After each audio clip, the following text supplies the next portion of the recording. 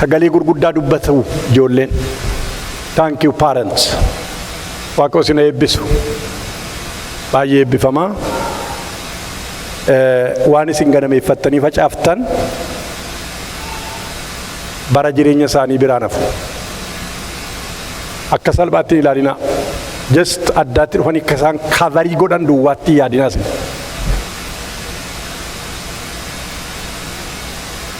Baay'ee guddina isaaniitiif jireenya isaanii fiiwucharii isaaniitiif it matters. Waan har'a facaaftan kana it matters. Gooftaan isin eebbisu. Okay. Amma sagalee nama dubbiseera deebi'een dubbisa.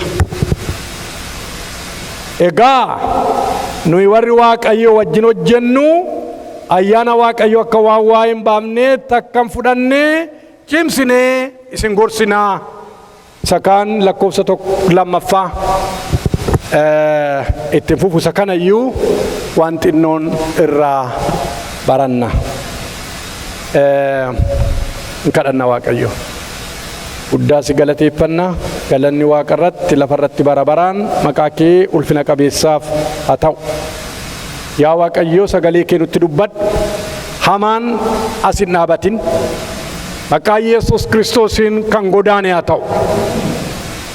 Sammuu saba kee yaada saba keetii hafuurri qulqulluun haa eegu yeroo kana. Anis waanan dubbadhu Waaqarraa naa kenni. Yeroon kun yeroo fayyinaati jette. Maqaa Yesuus Kiristoosiin yeroon fayyinaa kun nu jalan darbin. Maqaa Yesuusiin ameen. Sagaleen dubbifame har'aa baay'ee jireenya keenya guyyaa guyyaattiif murteessaadha. Keessumatti lakkoofsa 2 amman dhiisee irratti yoo barsiisu jedheen dhiisee nan deebi'a. Waaqayyo jedhee quotationii keessa kaa'annattaan. Waaqayyo yeroo ana biratti jaallatamee fudhatametti siif dhaga'eera. Guyyaa fayyinaa si gargaareera jedha. Kunoo yeroon jaallatamee fudhatame amma. Kunoo guyyaan fayyinaa amma. Ameen. Yoomidha? Mee ammaidha? Waa'een Waaqayyoo akka leeyyootti nama bira darba. Akka leeyyootti. Amma keessa jira Waaqayyo. Amma keessa. Battala 5 booddee hin beektu, battala 2 booddee hin beektu, amma keessa jira. Waaqayyo wajjin akka wal biran dabarre inni nu haa eegu. Okay, har'a tarii yoo Waaqayyo jedhee yeroon isaa yeroo filmaataati. Kanaaf battala 15 dubbii Waaqayyo isinitti meen gara arbaata qulqulluutti dabarraa. Waan amma ammaatti goggodhaa turree gaggabaabsinee dhufneerra. Kanaaf lakkoofsi 1 egaa nuyi warra Waaqayyo wajjin hojjennu ayyaana Waaqayyo akka waa hin baafnee takkan fudhannee cimsinee isin gorsinaadha. Warri wajjin hojjennu nuyi warri kam jedhe? Mee warri macaaficha banattanii jirtan silkiisa ta'u. Lakkoofsi 1 maal jedhare? Mee ilaalladhaa sagalicha. Nuyi warri kam? Nuyi warri Waaqayyo wajjin hojjennu ayyaana Waaqayyo akka waa hin baafnee takkan fudhannee cimsinee isin gorsinaa. Nuyi warri kam? Ani miti waan isaa pluraalidha. Nuyi warri kam? Nuyi warri Waaqayyo wajjin hojjennu. Nuyi waldaa Qorontos ishee jallinni keessa jiru irra daddarbaadhaan guutte ejji achi jira, soomni achi jira, wal kasasuun achi jira, ammeenyi achi jira. Haa ta'u malee waldaa Waaqayyooti maqaansee maqaa Waaqayyootti waamamteeti. Galanni isaaf haa ta'u. Kanaaf ergamicha ofiisaas keessa gasheeti nuyi jedhe. Nuyi warri Waaqayyo wajjin hojjennu ayyaana Waaqayyo waa hin baafnee takkan fudhannee cimsinee isin gorsinadha. Nuyi warri Waaqayyo wajjin hojjennu hojicharra jirra yoo ta'e nuyi warri Waaqayyo wajjin hojjennu jedhe. waaqayyo ofiisaan danda'u maaliif barbaachise akka nu isaa wajjin hojjennu? maaliif barbaachise? innoo danda'aadha. waaqayyo biyya maateriyaal ta'e kana keessa hafuura gatii jedhuu fi hafuuras keessatti jiruusaa akka ta'utti nama malee hin hojjetu. nama malee hojjechuu hin danda'u hafuuradha. namni immoo isa malee waan tokko yoo hojjechuu hin danda'u. kanaaf nuyi hidhata waaqayyootiidha. hidhata waaqayyooti. waaqayyo wajjin kan ejjennu, waaqayyo nu wajjin kan ejjetu qodaa waaqayyooti nuyi. ameen ameen. warra waaqayyotti da'amee isaanii wajjin hojii isaa hojjetu. hojii maalii? hojii fayyinaa. hojii ilma waaqayyoon ol qabu. hojii fayyinaa warra waaqayyo ittiin ejjetudha nuyi. maqaan isaa eebbifamu. kanaaf saba waaqayyo hafuuraa. kanaaf nu warra qaama qabnu maateriyaal biyya ta'e kana keessatti isa barbaachifna. nuun ejjeta. mootonni biyya adda addaa keessatti hojii isaanii raawwachiifachuudhaan mootonni addunyaa biyya lafaarraa ambaasaaddarota kaatu achi. ambaasaaddaroota ergatu. ambaasaaddaroonni kun kaalcherii isaanii rifleekti godhaa. afaan isaanii rifleekti godhaa. uffannaa isaanii rifleekti godhaa. biyya ormaa keessatti mootummaa isaanii kabachiisu. galanni waaqayyoof haa ta'u. kanaaf the same way waaqayyo inni biyya waaqarraa biyya hafuuraa keessa jiru addunyaa kana keessatti hojii isaa waaqarraa raawwachiifachuudhaaf ijoollee qaba lafarraa. haleluuyaa. eenyu ijoolleessaa? eenyu ijoolleessaa? nuyi. galanni waaqayyoof haa ta'u. ijoollee isaa hojii isaa inni waaqarraa abbaan keenya raawwachiifachuudhaaf bakkaan gaachuudhaaf ijoollee qaba lafa kanarraa. ana jedhame. ana ilmisaa, ana intallisaa. galanni waaqayyoof haa ta'u. sii afaan waaqayyoo, sii miilli waaqayyoo, sii harki waaqayyoo, siin hojii isaa raawwachiifata waaqayyo. arintii ulaaki carra qabeeyyii qodaa waaqayyoo, harka waaqayyoo. qorontosuma kana keessatti utuu asii wajjin galagashin shannuma isaa irratti addooma dubbifne gararraadha. 19:20 maayedha. kunis waaqayyo irra daddarbaa namootaa itti lakkaa'uu dhiisee karaa Kiristoos biyya lafaa ofitti araarse jechuudha. erga araaraa kan ammoo adaraa nutti kenne. maal godhe? adaraa nutti kenne. egaa nuyi afaan Kiristoos taanee ergamneerraa. ameen ameen. afaan eebu afaan Kiristoos taanee ergamneerraa. King James maayedha beektu? we are an ambassadors of Christ.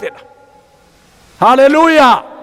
kanaaf inni waaqarra jiru wardii kanarraa ambaasaddaroota qaba.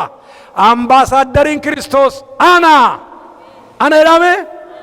ana ambaasaddaroonni isaa. maqaan waaqayyoo haa eebbifamu. kaalcherii waaqarraa kan rifleekti goonu jaalala, waliigaluu, nagaa, dhugaa kan rifleekti goonu isa waaqarraa. kaalcherii sana, laangweejii sana lafa kanarratti kan rifleekti goonu ijoollee waaqayyoo waaqa jiraata nuudha. ameen ameen.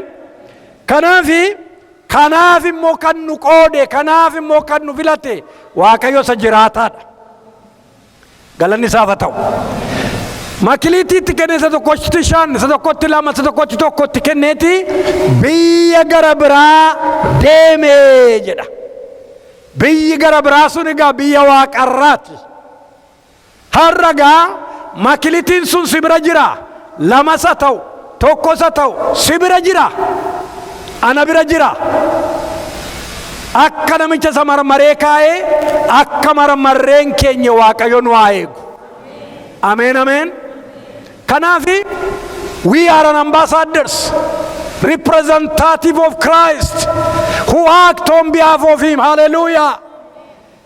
Afaan Saataane culture sana kan reflect godhu asit, language sana kan reflect godhu asit, ijoollee Waaqayyo Waaqa jiraataa anaaf isin. Hallelujah. Egaa warra makilitiitti kenne sanaanii dhufeen bu'aa isaa wajjin isin harkaa fudhadhaa. Dhufeen maal godha? Bu'aa isaa wajjin isin harkaa fudhadha. Hojii bu'aa qabu nutti kenne. Hojii gadi nyaatu miti. Gadi nyaataa deema. Naganni tokko tokko. Maal laata? Bu'aa isaa wajjin jedhe. Bu'aa. ሽልማት የሚያሰጠን የአገልግሎታችን አይነትና መጠን ሳይሆን በተቀበልነው መታመናችን ነው።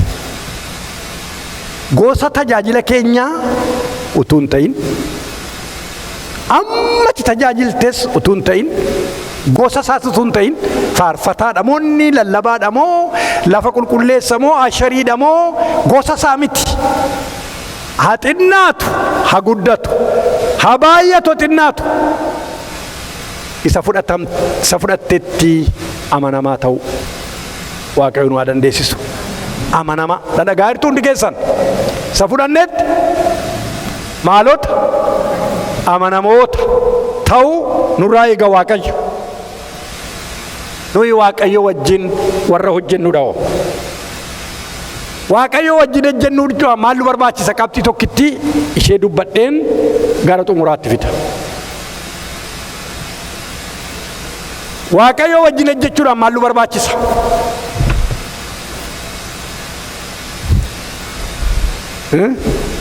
Teoloojiitti PhD qabaachuudha? Teoloojiitti maastireetii qabaachuudha? Or bachelor? Or whatever you name it. Isa qabaachuudha? Waaqayyo wajjin hojjechuudhaaf kan nu barbaachisu number 1 Waaqayyo irraa barachuu. Amen. Eessa jira barsiisaan kun? Gola koo keessan jettanii, diinqa koo keessan jettanii, saloonii koo diinqa koo keessa lafa ciisichaa koo jira barsiisaan kun. Karaarra jira, konkolaataa keessa jira, lafati teessu jira, karaati baatu jira, karaati galtu jira. Barsiisaan kee iddoon kan isa murteessinedha barsiisaan. Kanaaf akka jedhe Yesuus hin dadhaboota nana ba'aan kan isinitti ulfaate gara koo kottaa ani isinin boqochiisaa narraa baraa jedhaaka. Narraa baraa ejedame narraa baraa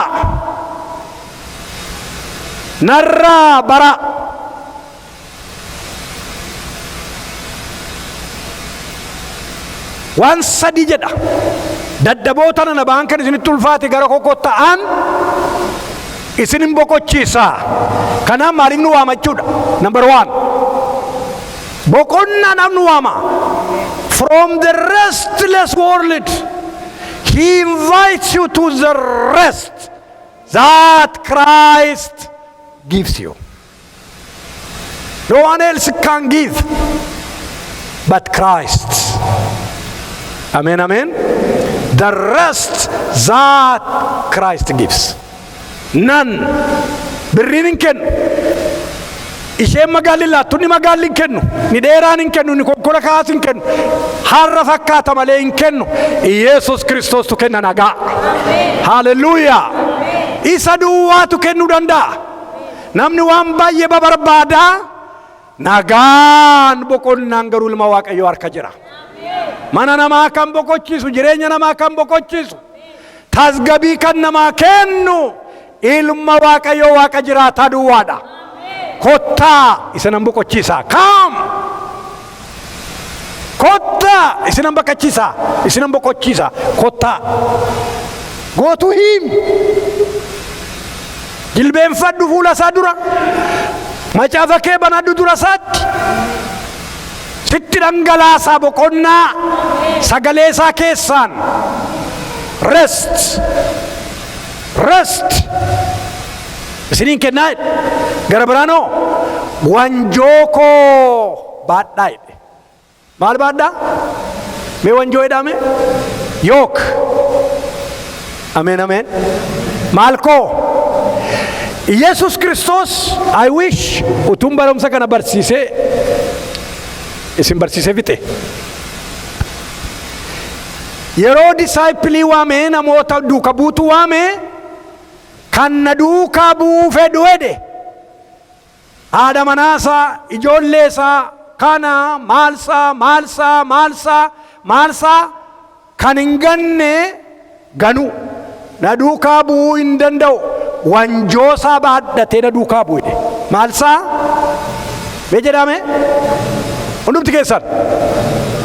Amma inni kuniif inni sun garaa gara. Ganuu, kana dhiisu, sana dhiisu, kana dhiisu. Die for self. Kana baatee na duukaa bu'u jedhe. Asitti garuu kottaa sina boqochiisaa. Wanjoo koo baadhaa. Mee wanjoo koo jedhaa? The yoke of ministry. The yoke of ministry. Wanjoo tajaajila baadhaa. Wanjoo bifa lama jira. Beektu warri wanjoo beekta. Kan barii warri beektan meme? Kakootti hin baaftanii maarka keessatti. Eesho. Kan hin beekne hoo kan barii? Fortunately no, none. Kan bariin bifa lama jira. Tokko kormatti leenjisu. Jirma jiidhaa uranii korma kana dura qotuu hin beekne ittiin leenjisu. Kan irratti describe gochuu baay'ee yeroo fudhata. Inni kaan immoo normal yoke. Isuma sangaan ittiin qotu. Garuu qambarrii sangoota meeqa baata? Tokko, lama. Kottaa wanjoo koo baadhaa yeroo jedhu eewutti si camaduuf Yesus.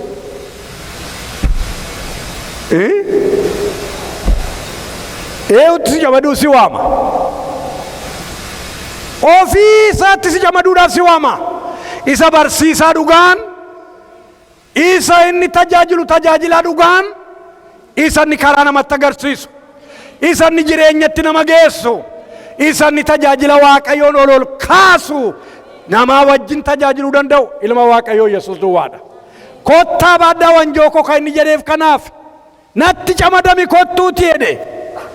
Waaqayyo Yesus Kristos isa ka camadamnu nu waama. Ayyaanattiin isatti camadamnu nuuf kennu Waaqayyo. Kottaa baadhaa jedhe. Kanaaf wanjoo koo jedhe.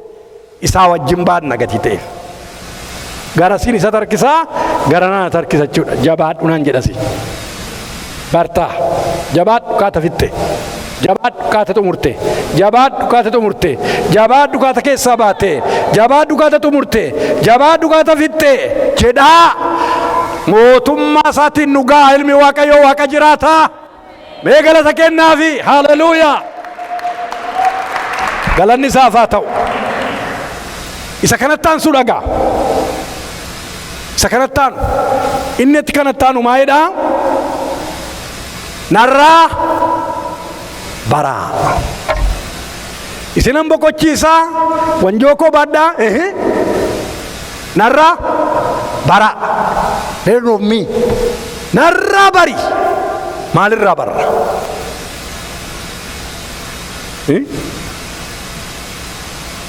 Giriikiidha. Maalirraa barra?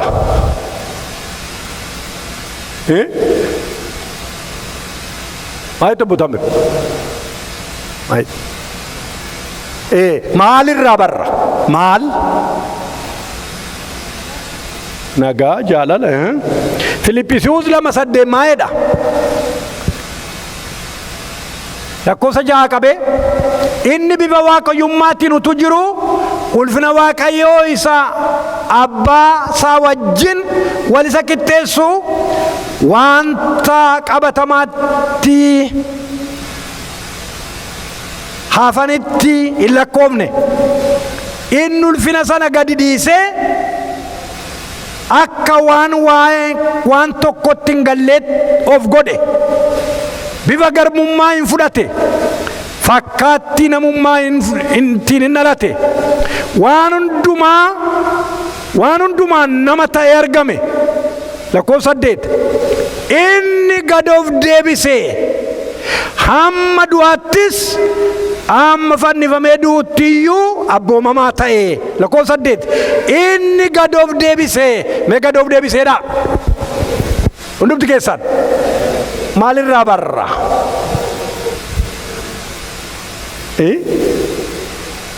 Maalirraa barra? Kottaan irraa baraa jedhe. Gad of deebisu, of dhiisu, gadi of deebisu. Seexanni mootummaa waaqayyooti faallaa kanaatiin ijaajje. Iddoo waaqayyo isa kaa'e dhiiseeti gararraa teessoo isaa ol butachuu barbaadeedha. Yeroo gad darbate waaqayyo bara baraan hin argamtu jedhe. Haleluuyaa! Hin argamtu bara baraan jedhee qileetti gad darbateedha. Merciless pride kana fidee dhufe gara namaa. Pride fidee dhufe nama bira.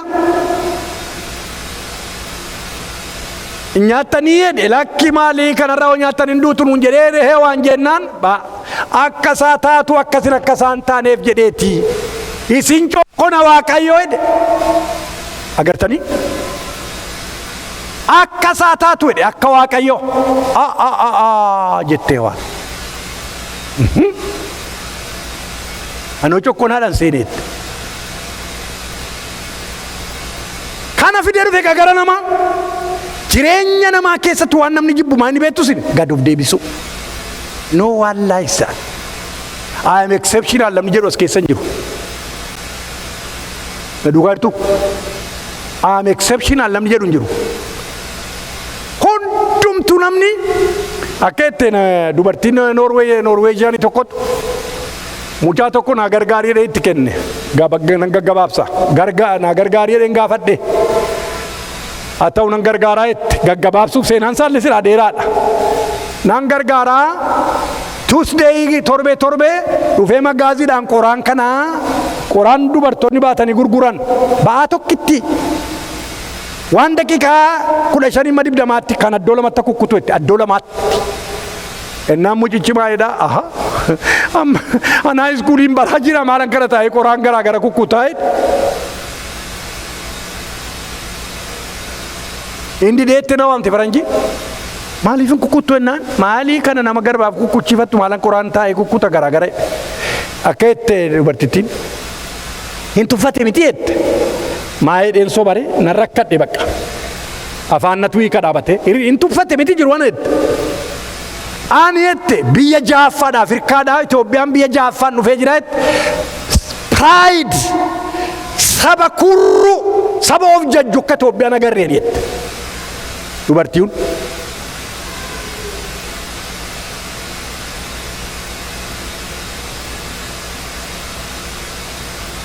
amma biyya isaa keessaati addana tooyileetiin kan namni baay'een inni kaachi tasa tuuta inni kuutuu du'e. Biyya iddoo dhokatee jettu kana keessa garuu namni tuffatu hin jiru jireenya doolaara. Dhuguma jette gaa piraayidii qaba. Iseerillee kan saba keenya adda baaftee jetteen biyya keenya biyya lafaarra kan jiru uumamni hundinuu seexanatu injekti godhe. Seexanatu pooyizinii sanaan nama waraane.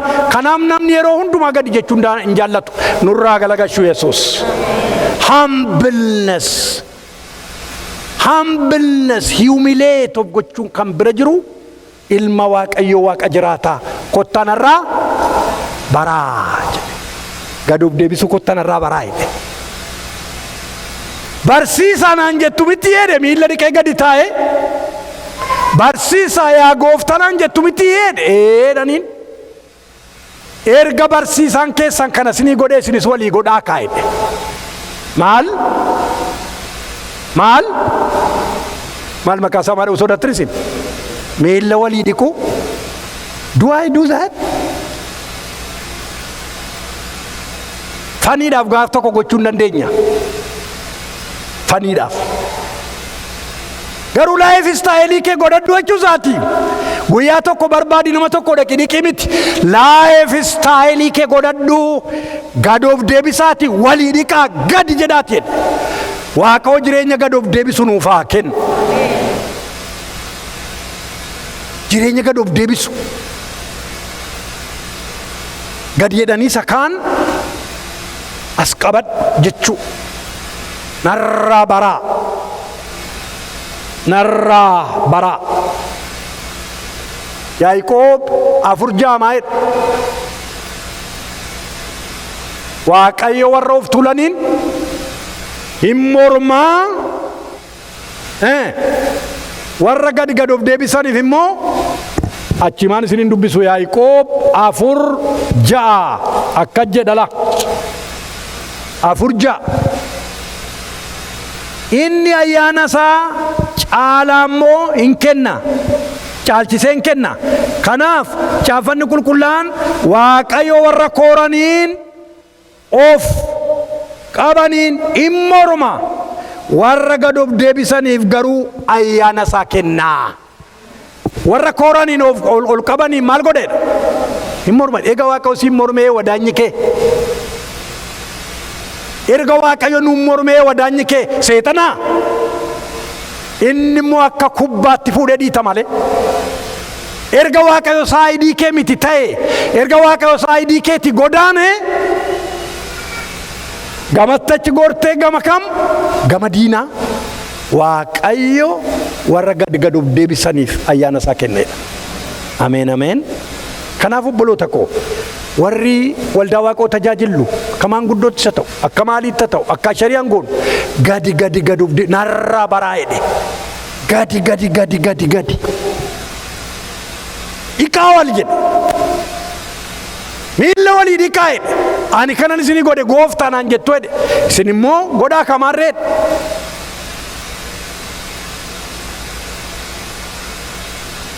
Egaatti fufaa barumsichi hin dhumne.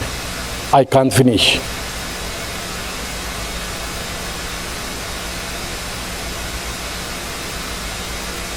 Jireenya gad of deebisu. Inni irra soorrannu kun, inni itti dhiyaachuuf jennu kun jireenya gad deebi'e, jireenya Waaqayyo duratti humleetuuf godhe, amma fannootti abboomame, amma du'aatti achi keessaa madde. Dhugaa kanatti jiraachuu Waaqayyo nu haa dandeessisu. Ameen.